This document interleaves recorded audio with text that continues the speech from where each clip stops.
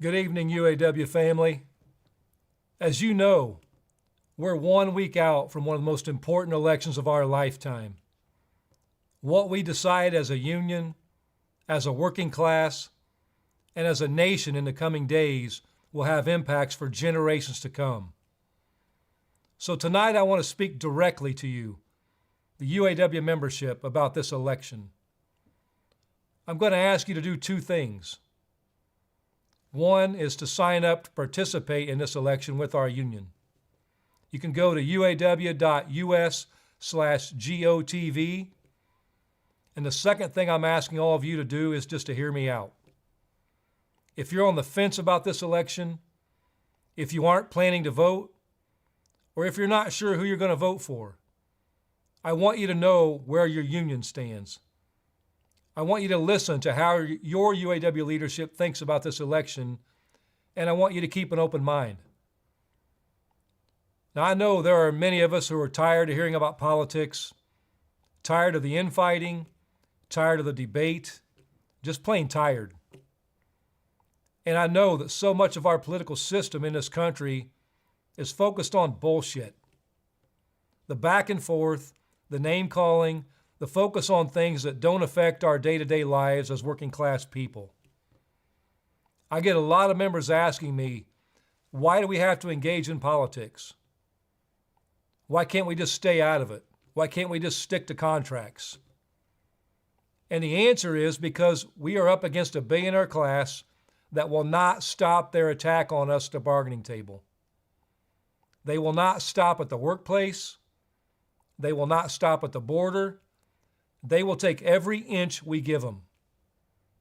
That's why our greatest UAW president, Walter Reuther, famously said, there's a direct relationship between the ballot box and the bread box.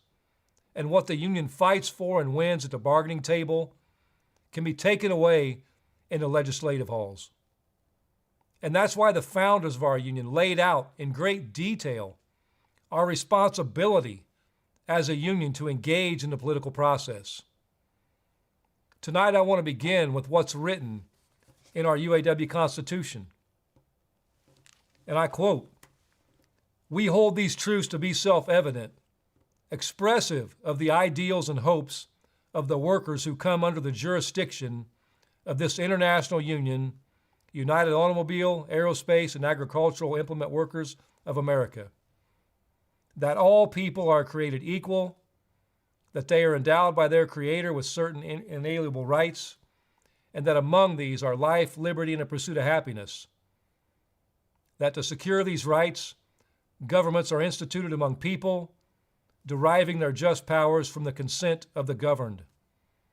It goes on to say, "It is essential, therefore, that the concerns of workers and of society be taken into account when basic managerial decisions are made. The structure of work established by management is designed to make of the workers an adjunct to the tool rather than its master. This, coupled with the authoritarian climate of the workplace, robs the worker of their dignity as an adult human being. This belies the democratic heritage we cherish as citizens in a society rooted in democratic values.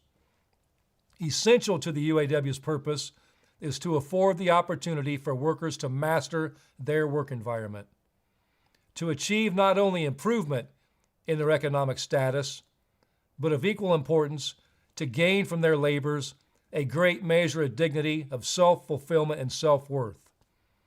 Now pay attention to this part of the Constitution. "Workers must also participate meaningfully in political and legislative action because government impacts importantly on their lives and on their communities. If government is to be the means by which people achieve a humanitarian and equitable society, it must be a responsible and accountable government. Therefore, the UAW has a duty and responsibility to promote real and meaningful participatory democracy through its members and their families so that free people and their institutions may be heard in the councils of government, and so that office holders are guided by principle alone. The UAW must play an active role at all levels of government to protect the lives and rights of its members and their families. We must work constantly on the political and legislative problems facing the whole society. And that's the end of that quote. So we don't engage in political activity because we like a candidate. We don't do it for ourselves as your union leadership. We don't do it for the Democratic or Republican parties. We engage in politics as a union because it is core to our fight for economic and social justice.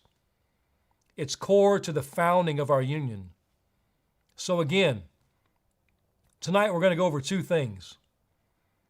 We'll go over what this election's about and where your union stands. And we'll talk to you about how you can make a difference in what happens next. If you're undecided, if you're on the fence, if you're not sure what you're going to do in this election, I hope you'll listen.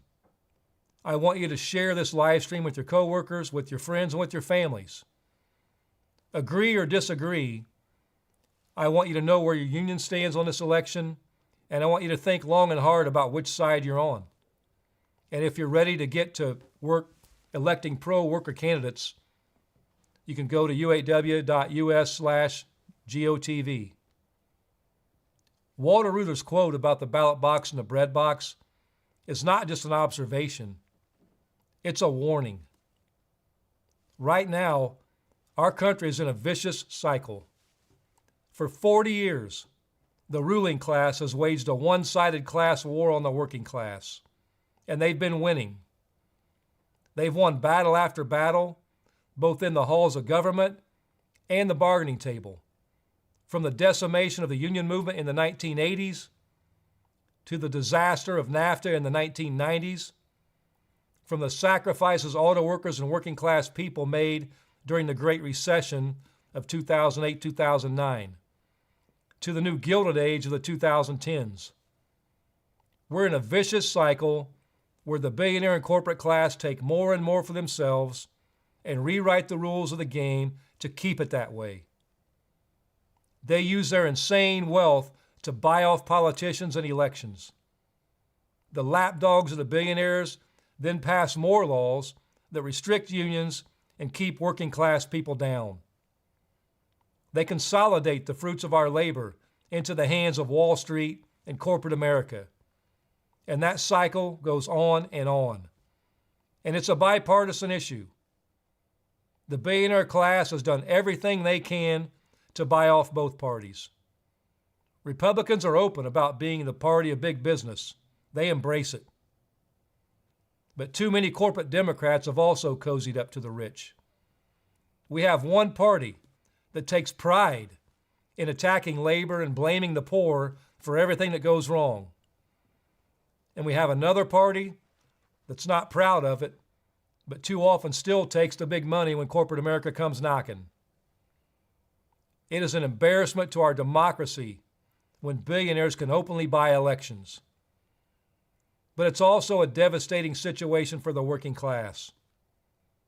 Last week, 9 Republican appointees on a federal court ruled in favor of Elon Musk and refused to find wrongdoing when he fired a worker and tweeted that Tesla workers would lose their stock options if they formed a union. It's no coincidence that Elon Musk has contributed at least $130 million to Donald Trump's Republican campaign for president. And it's no coincidence that Elon Musk purchased Twitter itself. It's no coincidence that Elon Musk is one of the most anti-union auto CEOs in history, and he is buying elections to rig the law in his favor. That's not democracy. That's an oligarchy. And that's what happens when the billionaire class makes the rules. And that's what happens when working class people stay on the sidelines. The results speak for themselves.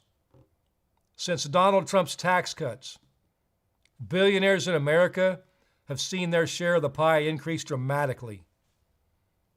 Our country has 800 billionaires that are now worth a record $6 trillion. Just 800 individuals own more of the great wealth produced in our country than the bottom half of American families combined. Some billionaires, like Elon Musk, saw their wealth increase by over 1,000% after Trump took office.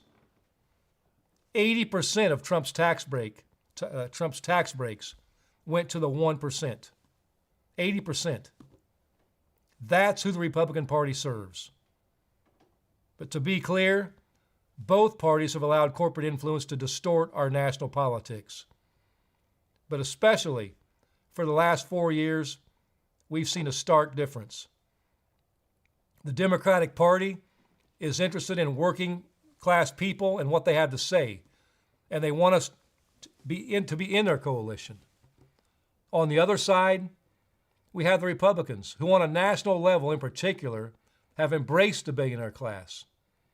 They embrace their billionaire candidate, and they embrace his billionaire buddies, and they explicitly push policies that help billionaires and hurt anyone who might challenge that system. We have one party, the Democrats, that will listen when we raise our voices. And we have another party, the Republicans, that would love to see us disappear. Every time legislation is put forward to benefit unions or working class people, it's almost always a straight party line vote. The Republicans vote against us every single time, and the Democrats vote with us, even if it takes a fight sometimes.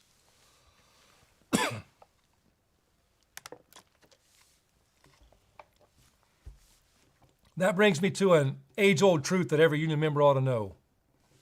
There are two kinds of power in this country: organized money and organized people. The billionaire class has more money than they can ever hope to spend.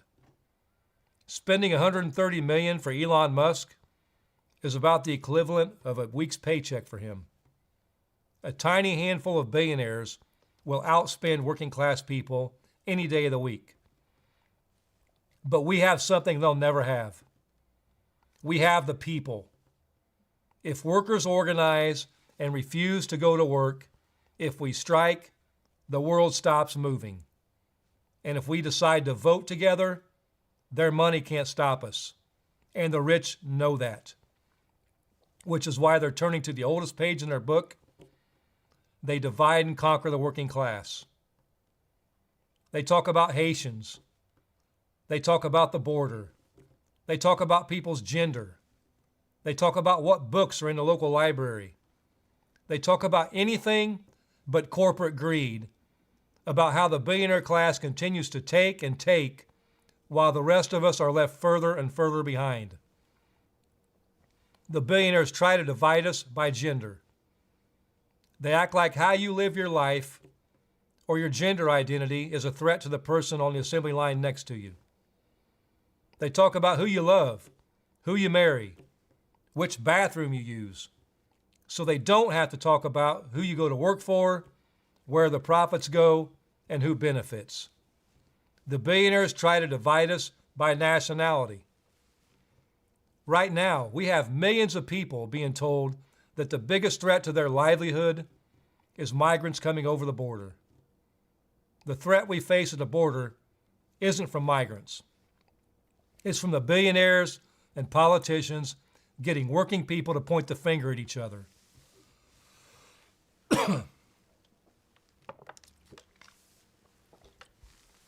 You know, in reality, all working class people are on the same side. When I see destitute and desperate people crossing the border, I think of my grandparents crossing state lines to find a better life in the 1930s and 40s.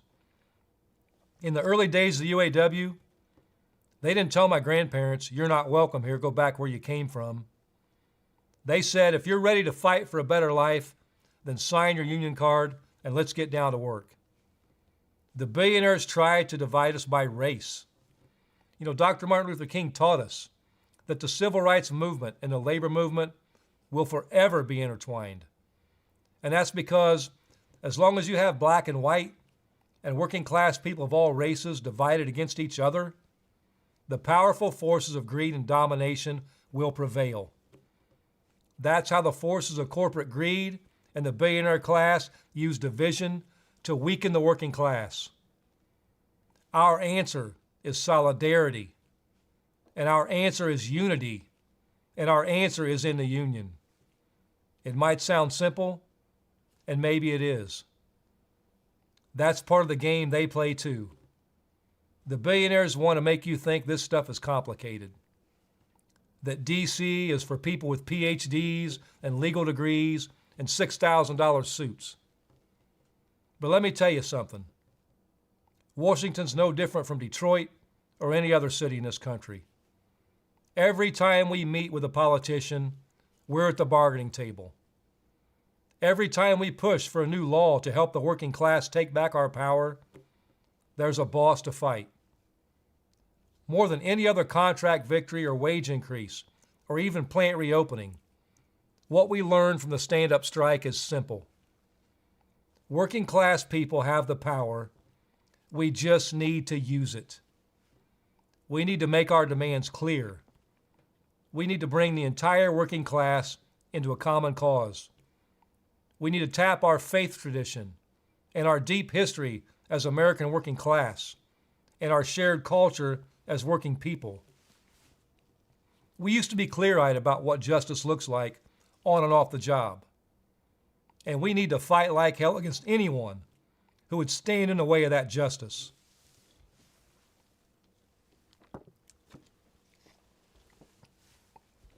We've been on the losing side, on the losing end of a one-sided class war for 40 years. But if there's one thing that's true about our union, it's that we aren't afraid to fight. In the past year and a half, we've won a battle or two. We took on the big three like never before in our stand-up strike, and we won things people thought weren't possible. We took the class war to Daimler Truck, winning profit sharing and cost of living allowance for 7,000 heavy truck workers in North Carolina, Georgia, and Tennessee. We've organized tens of thousands of higher education workers. And when 1,000 blue-collar workers at Cornell University went on strike, we won the first ever cost of living increase in higher education. And every time, we see the same pattern. When we stand up for working class issues, for social and economic justice on and off the job, a majority of America stands with us. And we know we have the people and the power to change things if we can unite in a common cause. And we know that things have to change beyond a single contract or a single workplace or a single sector if we want justice for the working class. Politics isn't something that just happens on election day. Politics is something that happens every day. On the job, between you and your boss, and at contract time, in every union shop, we see a showdown between corporate America and the working class. But every 4 years, we have the biggest contract expiration of all, the contract between the American people and those who would seek to lead our country.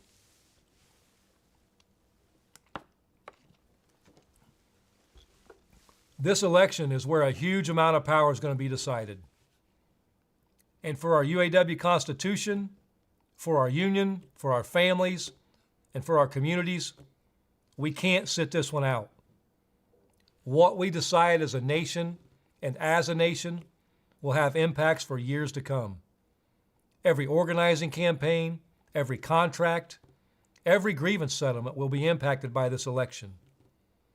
If the billionaires take back our presidency through their lapdog Donald Trump, you can be damn sure that every single CO in this country will smell blood in the water.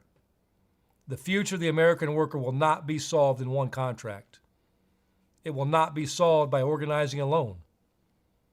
To keep good jobs in America, we need to engage in the political action. The founders of our union understood this.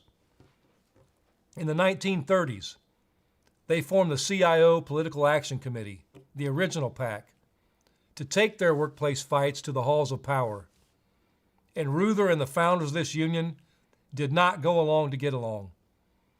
They put their issues on the table, and they forced politicians to pick a side. We are no longer going along to get along with politicians. We've stated from the outset, our endorsements are going to be earned. And our endorsements are going to be based on facts, not opinions and not party politics. So here are the facts in this election. On one side, you have Donald Trump, a billionaire with a proven track record of serving himself. And on the other side, you have Kamala Harris, who walked our picket line in 2019, who has voted with us in Congress time and again, who voted against Donald Trump's failed NAFTA 2.0, who stands with us. But don't take my word for it. Here's Donald Trump in his own words and actions over many years. In 2008, when our industry was in crisis, Donald Trump blamed the American auto worker for the Big Three's failures. He said, the unions are hurting very badly what's going on with the auto industry, while we sacrifice for these companies.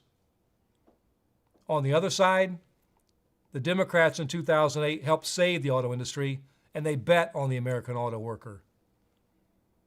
In 2015, when Trump was running for president, he talked about doing a rotation. He said he wanted to move auto jobs out of Michigan and the Midwest to push auto workers' wages down.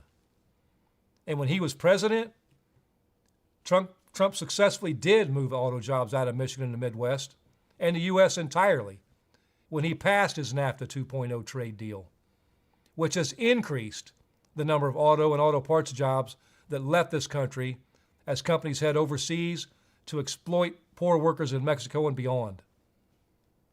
On the other side, you have Kamala Harris and the track record of the Biden-Harris administration. Kamala Harris voted against Trump's NAFTA and was one of just 10 senators to do so. Trump's NAFTA 2.0 is up for renegotiation in 2026. Kamala Harris has publicly committed that as president, she will fight to fix Trump's failed NAFTA to protect American workers in our communities. And let's talk about auto jobs in this country, because these two candidates have a proven track record in that respect. Under the Biden-Harris administration, we have seen a boom in U.S. manufacturing, thanks to the Inflation Reduction Act and the CHIPS Act and other legislation. When Donald Trump was president, manufacturing was declining, even before COVID hit. He said he was going to bring the jobs back. But Kamala Harris's administration is actually doing it. Look at Lordstown, Ohio. Trump left those workers behind at General Motors' Lordstown assembly plant. He said, don't sell your house, and he did nothing. The Biden-Harris administration actually invested in a battery plant in Lordstown. And now those workers are making EV batteries under our national agreement. They were able to return home, making good union wages. People are afraid, that electric vehicles are going to kill jobs. But we're seeing more investment now than we've seen at any point in my lifetime. Auto and auto parts jobs are at their highest level in nearly 20 years. We have to fight for those jobs to be good jobs. And we need someone who will stand with us in that fight. So how about when the chips are down and our members are on the picket line? Last year during our strike, Donald Trump held a fake rally at a non-union auto shop and blamed our union while we were in the fight for our lives. Rather than speaking out against corporate greed at the Big Three, he attacked us. He's called for members to abandon our union and stop paying dues. He blames the union for the company's problems. On the other side, President Biden became the first sitting president in U.S. history to walk a picket line, our picket line. Biden said on live national TV that record profits should mean record contracts and that we had sacrificed enough as auto workers. He had our back, and so did Kamala Harris.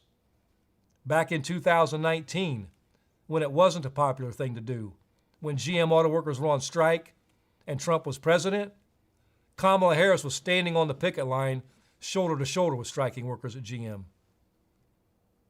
How about Donald Trump? When he was president in 2019, again, he said nothing as GM workers were on strike. He did nothing as the company closed plants in Warren, Michigan, in Lordstown, Ohio, in Baltimore, Maryland. In fact, he blasted our union while promising Lordstown workers they'd get their jobs back. And just last month, in a live interview with Elon Musk, Trump praised Musk for being the greatest cutter. He openly laughed about firing workers on strike, and he said, I quote, "Every one of you is gone." Kamala Harris and Joe Biden stood with us on the picket line. Governor Tim Walz stood with us on the picket line. They stood with us in our fight to reopen Belvedere. They stood with us in our fight to bring jobs back to Lordstown, Ohio. So to me, in their own words and actions, it's really simple. Donald Trump is against us. He's against our union. He's against the working class. And he's against everything we stand for. Kamala Harris is with us. In her words, in her actions, she has shown us that she's on our side. And who we elect matters, because we have some major fights ahead of us.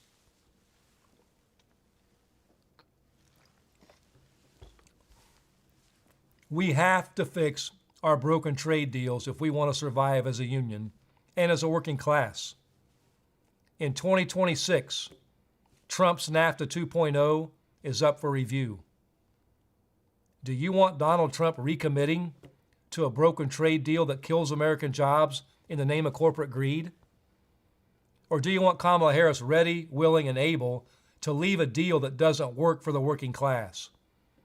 She'll be with us in our next contract fights. When we ask that question, who's going to be there with us? In 2028, we have organized to line up our contract expirations covering hundreds of thousands of workers.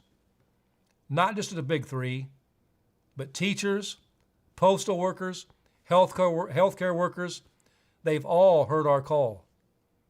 We're lining up these contracts to force the question on American people and our elected leaders. Which side are you on? I know which side Kamala Harris is on, and I know which side Donald Trump's on. We have to fight corporate greed on every front, from the workplace to the bargaining table to the ballot box. We must stand up, we must speak up, and we must show up, because everything is on the line. So there is a choice before us. And when I say it's our choice, I mean it. There are billions of dollars flowing into this election. There are interest groups and lobbyists hoping to sway the outcome. But we in the UAW have what no campaign has. We have each other, our co-workers, our workplaces, and our families. And we know that when we talk to our co-workers about the issues, when we listen, and when we don't give up on anyone, it makes a difference. In September, we ran a poll of our members to see where we stood on this election. And across the UAW, there was a clear majority support for Kamala Harris over Donald Trump. But there were a good number of folks who were on the fence and still undecided. So we decided to start talking to our members, putting our issues on the table, and putting these two candidates on the record. After hundreds of thousands of conversations, from the plant gates to the phones, we saw a surge in support for Kamala Harris. Among UAW members, her support went from an 11-point lead to a 20-point lead in key battleground states. For people who reported hearing from our union directly about the election, that number went up 29 points. And it wasn't one group that was driving this. Among active members at Ford, GM, and Stellantis, Harris leads the polls. Among retirees, Harris leads. And the UAW difference is clear. Among people without a college degree, who otherwise tend to favor Trump, UAW members in the battleground states are supporting Harris by an 18-point margin. Folks like me, white people without a college degree that tend to favor Trump. But in the UAW, where we put our issues front and center and put solidarity first, a clear majority favors Harris.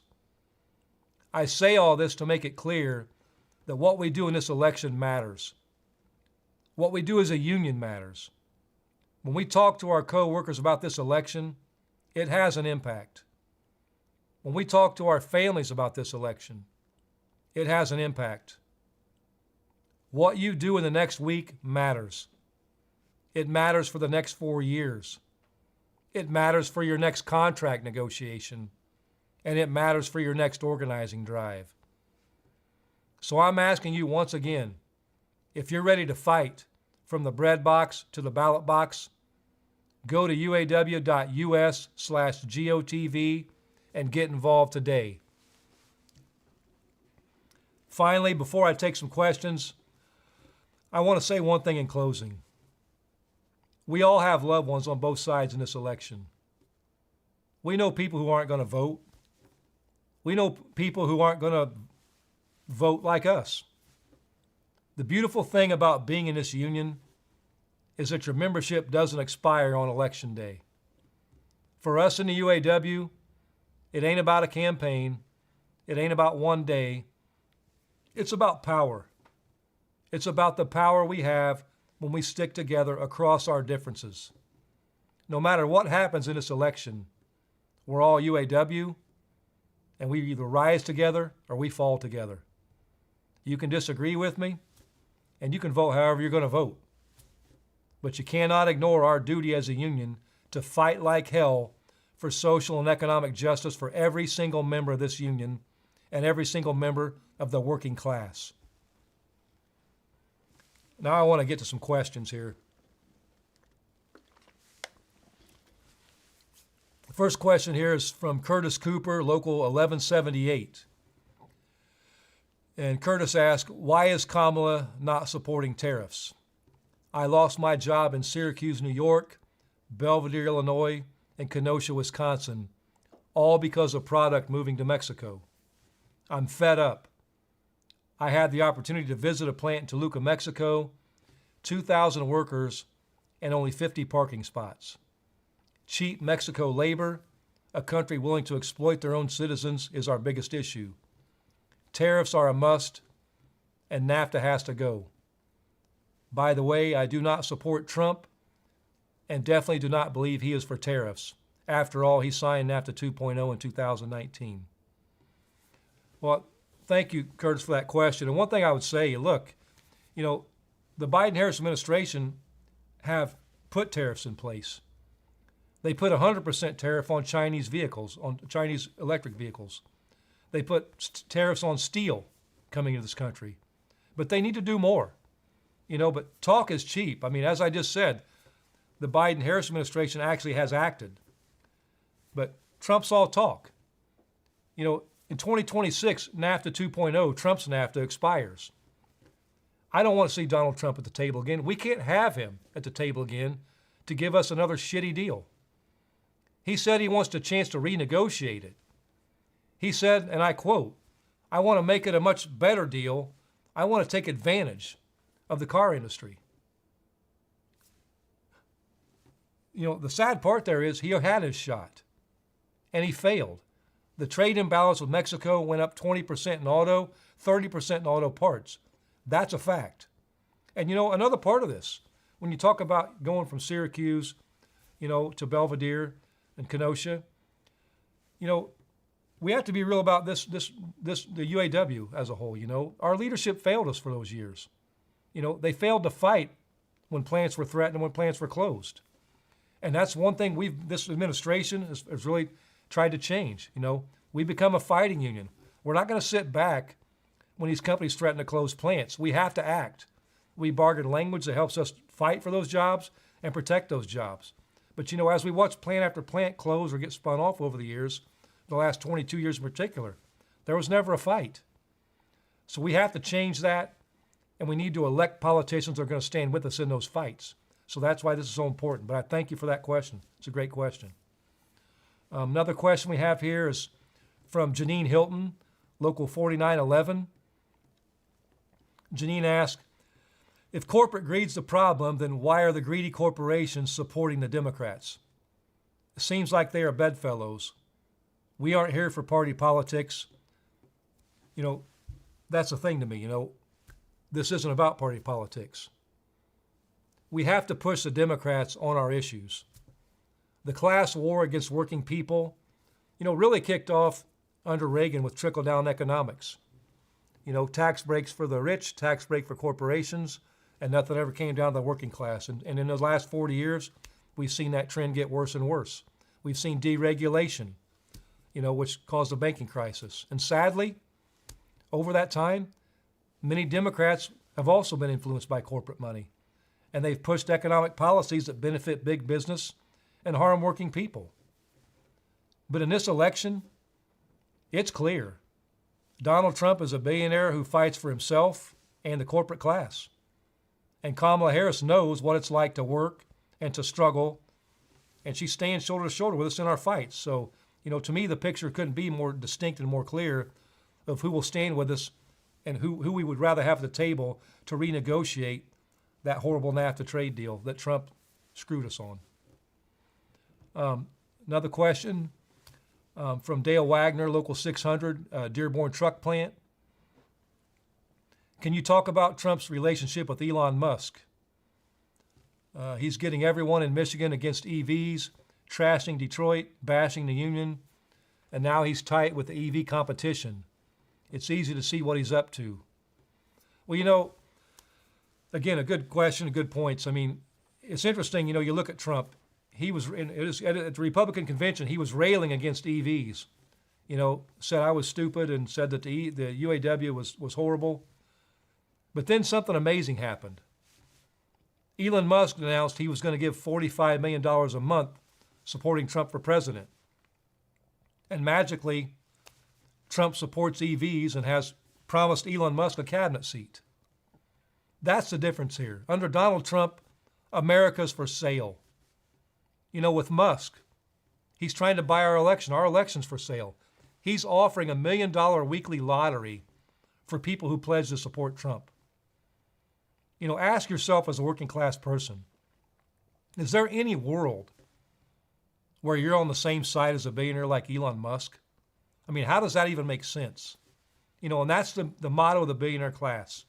If you can't beat it, buy it. That's what Musk and the Trumps of the world think. Musk thinks he can buy this election, and a lot of wealthy people do. 3 billionaires have donated $220 million to Donald Trump's campaign. 3 people. But the good thing in this, the great equalizer in this, is working class people have the votes. We just have to vote, and we have to use it. So thank you for that question.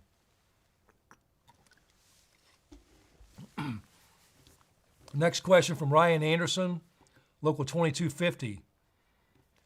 Do you think we should be spending tax dollars to provide sex changes for prisoners?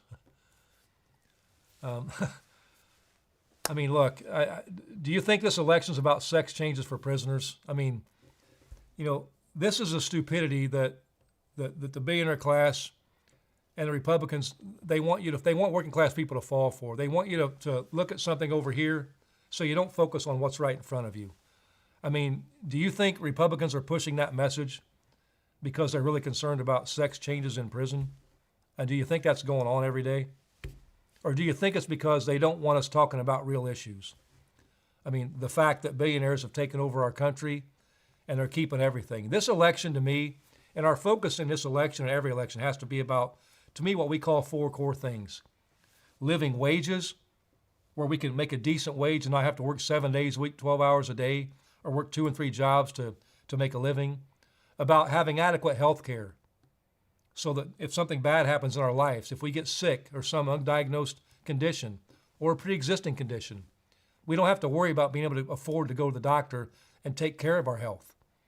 Our retirement security. You know, we have one party that would never stand for pensions and wants to see pensions completely disappear, which they almost have. You know, retirement insecurity is one of the biggest issues in this country. 60% of Americans have no retirement savings. And you think about that. It's not because they're not responsible. It's because by the time they go to work and they pay their bills at the end of the week, living paycheck to paycheck, there's nothing left to save. And the fourth thing we got to do, we got to get our time back. You know, life is about more than work. But unfortunately, you know, working class people, because the billionaires are taking all the wealth at the top and leaving us fighting for the scraps, you know, we're left to work 7 days a week and work multiple jobs to scrape to get by. So those are the core issues we got to focus on. This stuff about prisoners getting sex changes, that's just fodder to try to divide us and to try to get us focusing on something that's not real. So, you know, next question here is from Ossie Meriwether, Local 933. Have we made clear that all we fought for can be taken away if Trump gets in? Unions will be the enemy within and gone. Look, I mean, I say this, you know, every time I've spoken since I've been president, and it's true to this point. This is our generation's defining moment, and it is. Everything is on the line in this election, and there is two very distinct differences in which way we're going to go depending on who we elect. Our overtime pay is on the line. Our retirement is on the line. Our jobs are on the line. And we've looked at this, and it's very clear where the majority of our membership stands in this election. And it's clear where our leadership stands. And we didn't reach this conclusion on a whim or on party politics. We looked at facts. And we looked at these candidates in their own words and their own actions. And it's very clear that Donald Trump presidency would be a disaster for working class people. And it's very clear we can count on Kamala Harris to stand with working class people in our fight for economic and social justice. So, you know, I just say in closing, you know, I appreciate the time here, but, you know, if you want to get involved, you know, in this fight, in this election, go to UAWstandup2024.org and get out there and vote. Talk to your coworkers, talk to your neighbors, share this video, share the other videos that our amazing communications team has put together. You know, this is our moment. You know, we've moved mountains in the last year and a half, and we got a lot more mountains to move, and we got a lot of momentum. But I can tell you right now, there's a power out there trying to stop all that momentum we've made in the last year and a half. And Donald Trump is at the top of that pile, and he's leading the way for him. He is their lapdog, and if the billionaire class gets their way and puts him back in power, it's going to be really hard for working class people. So, you know, I thank you all, and let's get out there and do our thing. Let's bring this election to the finish line.